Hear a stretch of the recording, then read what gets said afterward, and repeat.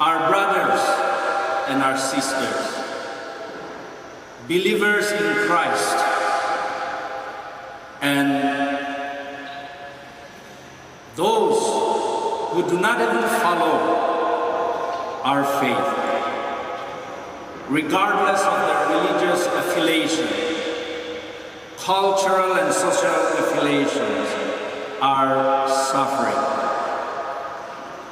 Manipur has been bleeding for 50 days and counting.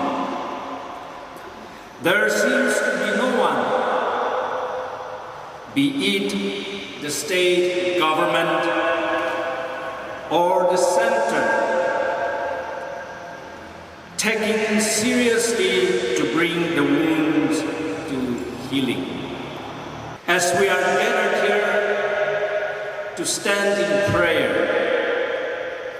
we are not here to find out faults, to blame and accuse people, and to ascertain who did it and why they did it. We are here to show our solidarity, to stand up in prayer for our suffering brothers and sisters, to say that we feel your pain, we weep deep inside of us, because as you suffer, we are also hurt. Regardless of the community to which they belong to, our condolences and sympathy go out to families who lost their loved ones. Our heart cries in anguish for those children whose parents did not return home, for families whose houses were burned down, for those whose parents did not see their children return home on that fretful evening, and the fear which continues to haunt them every day for 54 days.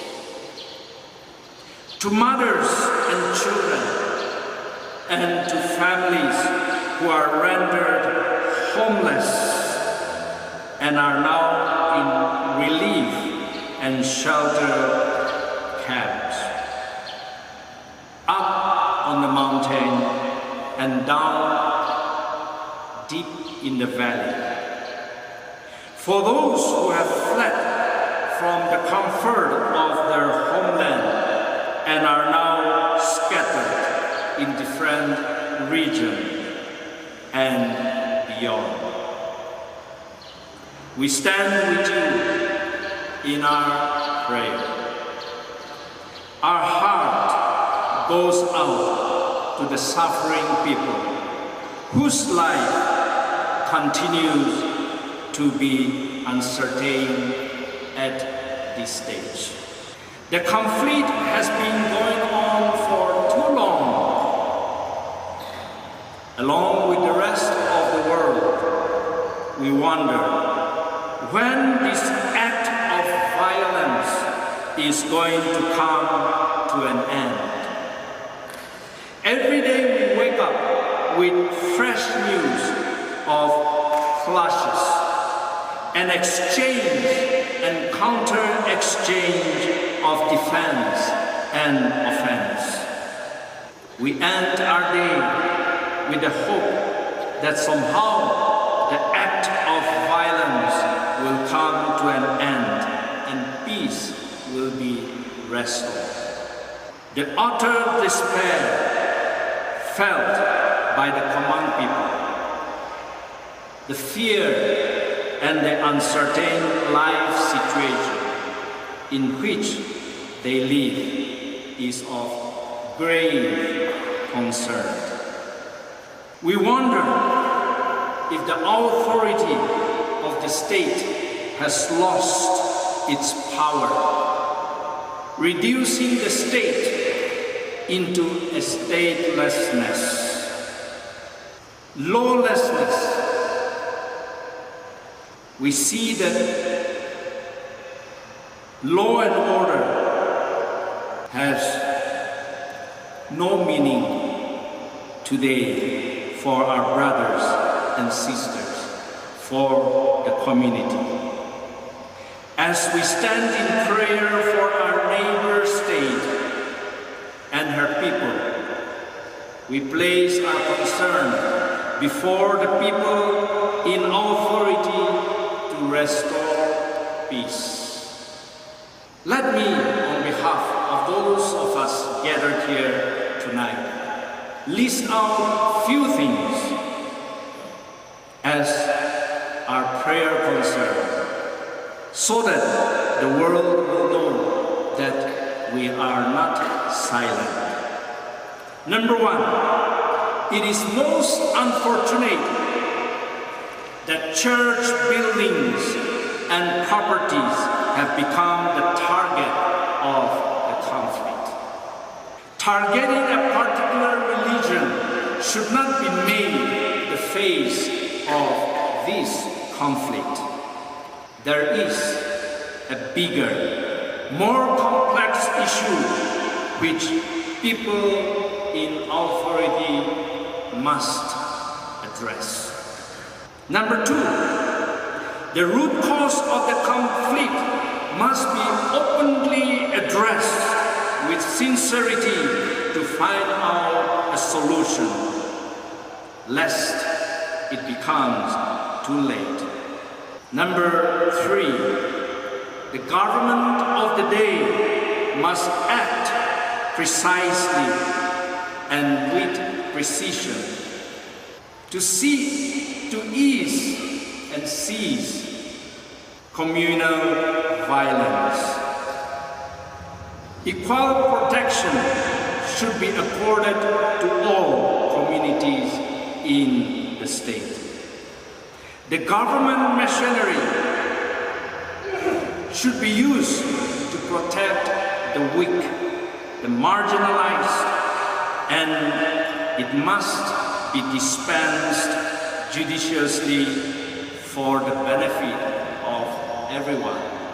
To establish law and order impartially and give protection to the weak and the minority groups in the state.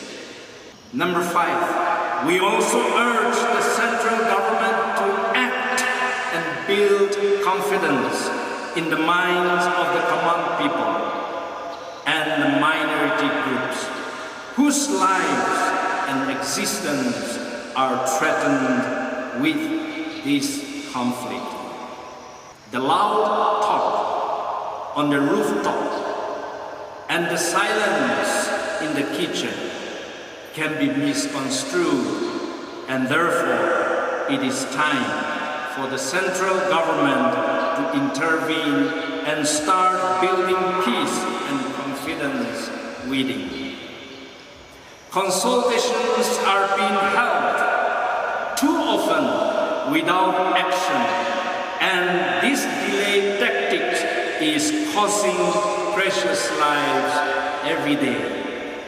We appeal to our Kuki and Meitei brothers and sisters to come to the negotiating table, reason together, and come to a point of dialogue and conversation, because at the end of the day, you will continue to live as brothers and sisters, stakeholders of the state and neighbors, and not as aliens.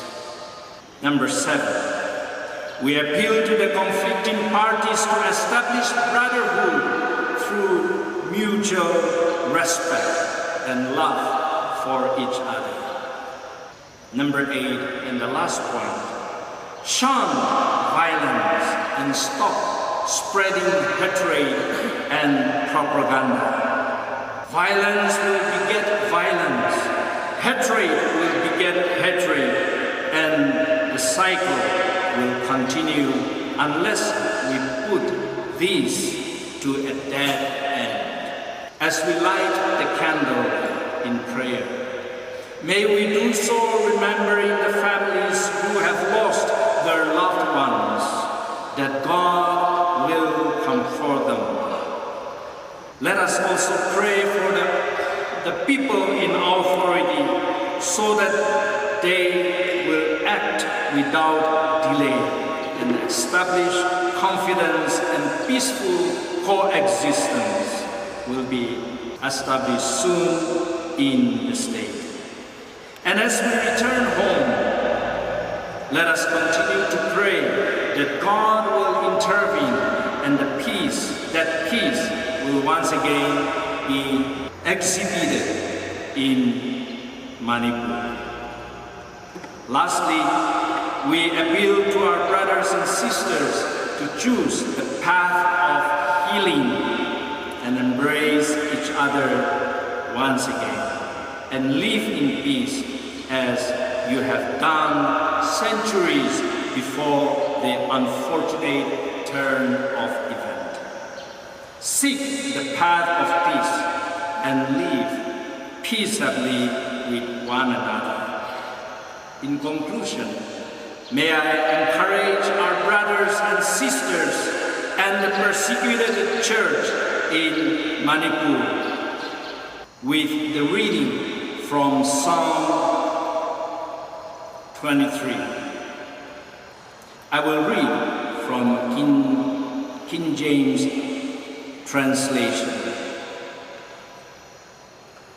The Lord is my shepherd, I shall not want.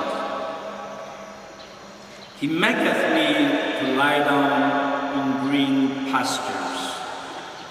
He leadeth me beside the still waters. He restoreth my soul. He leadeth me in the paths of righteousness for his name's sake.